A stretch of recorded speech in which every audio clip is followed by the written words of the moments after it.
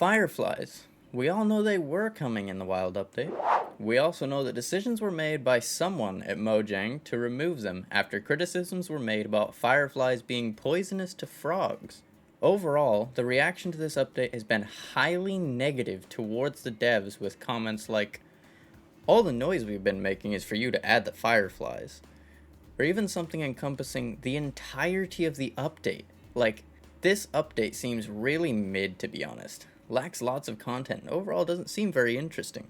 Well, I'm here to show you why you're wrong about the upcoming wild update. Before we continue though, make sure to watch till the end, and if you enjoy my take, then make sure to like and subscribe. Anyways, here we go. The first thing I'm going to call out is how fireflies would have been another useless mob. And for those of you that wanted them to add ambience, while your opinion is valid, it is nothing at all worth smashing the update for.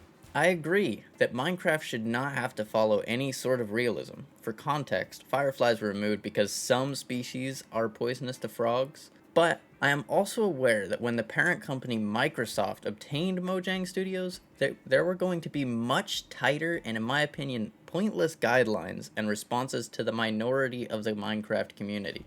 This is one of the biggest reasons I don't think the developers should be the ones subjected to all the community's anger.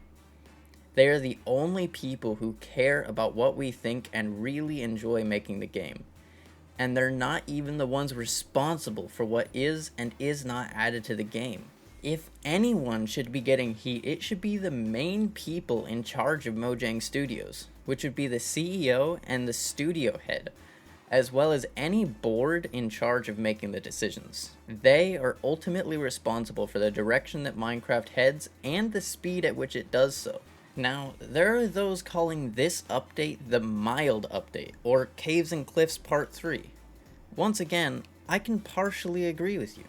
The Deep Dark and the Warden were most definitely promised in the last update.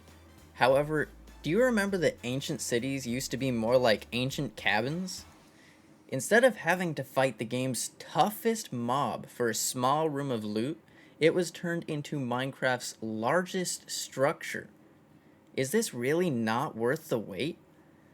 I'd argue that it is absolutely wild, even though we had to wait so long for it. I personally have been and will continue to fight the Warden and loot the ancient city, both for videos and in my own personal worlds. I should probably address the birch forest lovers as well.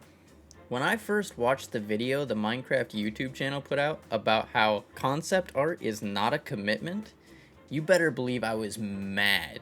They promised it, right? No, they never did promise it. And while it is absolutely disappointing that the birch forest didn't get an update this time around, I do think it is quite likely that they were testing the waters to see what people thought and add it in an upcoming update maybe. I hope you may have changed your mind even a little bit from my uninformed opinion, and maybe you can sympathize with the developers a little bit more, and place any blame to be had in the proper places, and not on Minecraft's general Twitter or YouTube.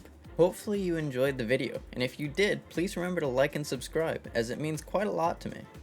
Thanks for watching.